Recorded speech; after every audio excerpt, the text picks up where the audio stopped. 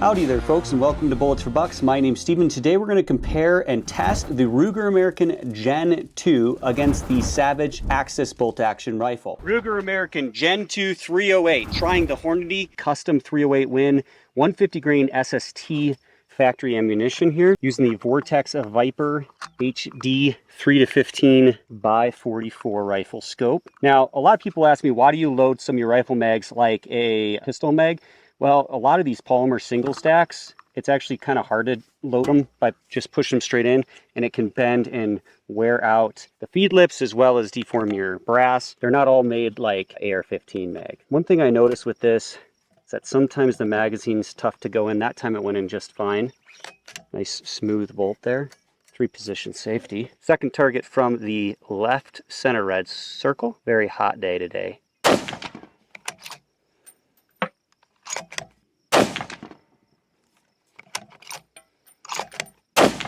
So one flyer there, probably a 2-inch group, not great. And it's an extremely hot day, probably 85 degrees out here, bright sun. Got the True Ballistics chronograph here. Pretty cool, it's really nice. What's better about this than the Garmin is that it has multiple Doppler radars instead of one, and it can calculate BC's downrange and give you more ballistics data. Also has a little sight-in hole right there. Super easy to set this up. Tap that power button, screen, tap it again to activate. It's really that simple, folks. You can also tilt up and down for elevation adjustment. All right, folks, now we're gonna try the Hornady match. This is the 308 168 grain BTHP, or boat tail hollow point. That first group was pretty bad, but it was the first group ever out of this rifle, and it might take some cleanings and some break-in, you know, to get this thing shooting good, or some just little adjustments. Now, the zero isn't perfect on this, it was just sighted in. So each ammunition is gonna shoot a different point of impact, even given the same point of aim. Second target from the right upper left circle. Fairly light rifle here. Zero's a little off, but let's see how she groups.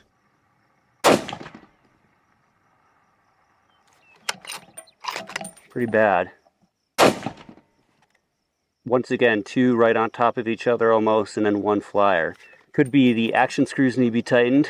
Could be the barrel's hot. Velocities with that Hornady ELDM 168 grain ammunition was 2,527 feet per second. The basics of the Ruger American. First, we have about a 1-inch thick, very soft, pliable recoil pad with hexagonal cuts. We have a removable spacer system right here so you can adjust the length of pull. We have a detachable comb riser, and you can get aftermarket ones that are taller or shorter. A recessed metal sling swivel stud, polymer stock with a splatter coat paint job on it for grippiness. It adds a lot of grip and texture to it. Pretty traditional grip right here though for your palm, and relatively slim palm swell. We have a 60-degree bolt throw on the bolt. Bolt release is on the left, and we have 3 locking lugs, a claw extractor, and a plunger ejector. A polished bolt body, and it has a threaded bolt knob so you can't easily change that out.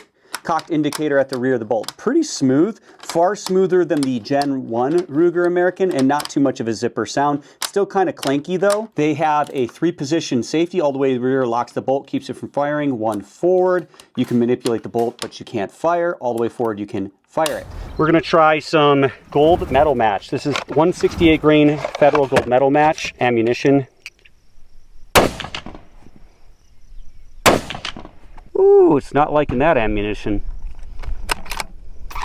All over the place. Velocities 26-32. I know I'm flinchy today, but I am not that flinchy.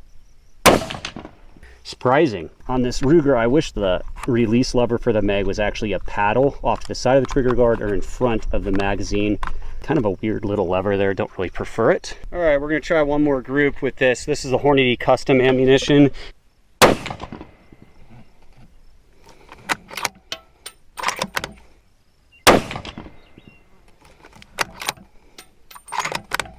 I flinched on that last one. It likes that 150 SSTs, I believe. Probably right at 3/4 MOA, maybe 1 MOA. So Ruger American best group of the day, only shot a couple groups. And this was the Hornady custom 308 150 SST bullets, about 0.606. About a 0.606 group out of the Ruger American the first day, so not bad with factory Hornady SST 150 custom factory loads. That brings us down to the Marksman trigger. This is a Ruger curved blade trigger with a center blade in it. My trigger didn't really want to adjust right. I wanted to stay a little bit heavier than it should have, at 3.5 pounds on the Wheeler trigger gauge. Then coming forward, you have a all-metal receiver. It's Cerakoted as well as the barrel. One cool thing is it came with a Picatinny rail, so you can mount a scope to it easily that way. Removing the barreled action from the stock, you can see it has a fully enclosed trigger assembly with that adjustment screw in the front. It has recesses in grooves, 2 on the front, 2 in the rear, and that fits into V-block bedding on the stock. You can also see the stock has a whole bunch of reinforcement in the fore end here. Really big upgrade from the Gen 1. And then coming forward, you have a sling swivel stud and a relatively slim, grippy fore end. Now, it is free-floated, which is good to see, and it has a spiral fluted barrel. It's threaded 5/8 by 24 and does come with a very nice radial muzzle brake. And this rifle comes in, I believe, at 6.2, 6.3 pounds, right in there. And all the standard versions come with a 20-inch barrel. The one complaint I have is the magazine system. It has a plastic bottom metal and a separate piece for the trigger guard. If you bust this trigger guard, it's all one part with the stock, so you'd have to replace the whole stock. And then the magazine well is a separate piece, and you have to remove, well, you don't have to, but it's difficult with regular tools to remove the stock without removing the magazine release lever. You pretty much have to remove that because there's a little screw that fits right in here that holds this in, and then the receiver screw is actually right here and right here. So a little bit interesting design here. You basically have to remove that mag release to get to the receiver screw to remove the stock, and then if you break the trigger guard, you have to basically get a new stock. Also, the magazines on this are kind of difficult to get in and out. It is AICS compatible, but basically almost couldn't seat the magazine fully with the bolt closed. On the rifle, you pretty much had to have the bolt out to fully seat the magazine on this particular one. So a little bit finicky, not the end of the world though. And the fore end on this is pretty rigid, a lot more rigid than the Gen 1. 200 yards, 300, and then we'll go 4. We'll just go 1.5 MOA for 200. Just that parallax, the middle gong there. All right, first round hit. Velocity on that, 27.55 again. All right, 300 yards, Ruger American Gen 2. We're gonna go 4 MOA. 150 grain SSTs are flying good out of this gun. We'll go on the circle all the way to the left. First round hit. Velocity on that was 27.50. All right, 400 yards, Ruger American Gen 2.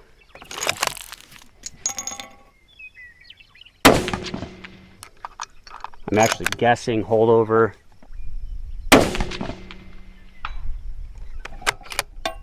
Hitting them though. Let's take a look at the Savage Axis. Now, it is important to note this is the older Savage Axis stock. The new one is slightly better, not much. And then they have the Savage Axis 2, which has a very similar trigger to the Ruger American trigger. I mean, it's a massive upgrade to this. So just take note of those. I'm trying to make it as apples to apples as can be, but there are some differences here. So we have about a 1-inch thick recoil pad, still soft, not super remarkably different other than it has kind of a cupped cut right here. The newer stock kind of has a bigger comb raise molded into it, but it's similar quality, kind of hollow, tinny feeling. You can get some with different paint jobs and things now, but overall feels a little bit cheaper, not as grippy, doesn't have that splatter paint coating on it like the Ruger American Gen 2. And coming forward, you have a bolt that has a 90-degree throw. Can be a problem with scopes with a really big magnification ring and whatnot, and it has quite a bit of secondary catch. With the Savage Axis, you have to lift the bolt, push down on this tab right here, and then pull in the trigger, and then that way you can release the bolt. So a little bit more complicated than the side lever on the Ruger American S2. Locking lugs, floating bolt face though on this, plunger ejector, and a little mini claw extractor on this. Polished bolt body, and you can just unthread this to get the firing pin out, which is actually a little easier in my opinion than the Ruger American. To get that back in, you have to push down the trigger and then you can manipulate the bolt. Definitely smoother and quieter actually though than the Ruger American. Has a Tang safety, but feels a lot cheaper, sloppier. Rear does not lock the bolt on safe. One forward, you can fire. There's no free position on this.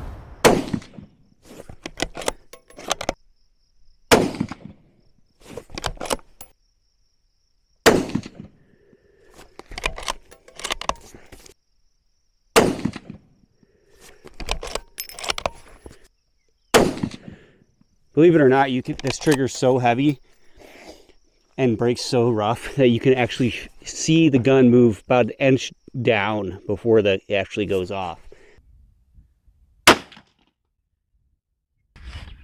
Not bad.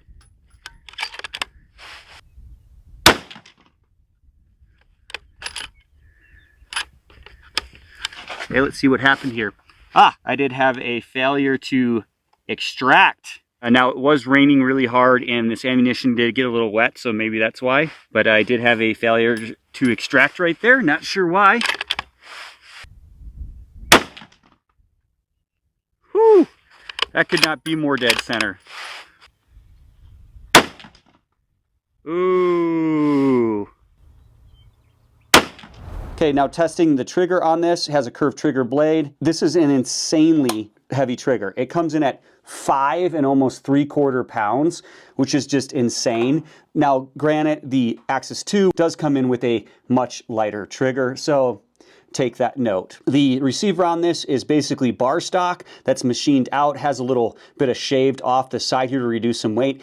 And the front recoil lug is a piece of metal that sits in a groove in this polymer stock and then into a groove in the receiver. In my opinion, not nearly as good as the Ruger American Gen 2. Also, the trigger body on this is wide open, so dirt and garbage can get in there. Not nearly as good as the Gen 2. Does utilize a barrel nut though, so it's easy to swap out the barrels on this rifle comparatively. It doesn't have a Cerakote on it like the Ruger American Gen 2. The fore end on it is definitely more flexy. It does have a metal sling swivel studs though, so it does free float just fine. And the barrels on the Savage Access, depending on the model, but this particular one is 22 inches for 308 versus 21 inches. The overall length of the Savage is 42.5 inches and it weighs 6.3 pounds. So just a teeny bit more, 0.1 pounds more than the Ruger American. Now, the magazine system on this is different. It has the tab in the front. And actually, believe it or not, I feel like this magazine system is way easier for me to intuitively use and reliable and easy to get in and out than the Ruger American Gen 2. It's a metal stamped body on the sides here, then polymer on the bottom. And this is 4+1 on the Savage, and it's 3+1 on the Ruger, so you have a little bit more mag capacity in 308. All right, so after putting these through thorough testing, I gotta say that the Ruger American fit, feel, and finish is far better, in my opinion, than the Savage Axis. However, the magazine system, I feel like, is a fail on the Ruger American Gen 2 compared to the Savage Axis or Axis 2, and the trigger on the Axis 2 is as good or better than the Ruger American's trigger. Overall, I like the bedding system better on the Ruger American, but here's the thing. Generally speaking, the Ruger American shoots as good or better as far as accuracy, kind of a broad stroke there, than the Savage. But Savage Axis, Savage 110, Savage Axis 2 are all capable of very, very good accuracy as well. It is clear though that the fit, feel, and finish of that Ruger American is better, and I believe the reliability of the receiver and the bolt itself and some other components like the trigger is probably better than the Savage Axis 1 or Savage Axis 2. I hope you enjoyed this review of the Ruger American Gen 2 versus the Savage Axis. Thanks for watching Bullets for Bucks. Check out this next video and subscribe.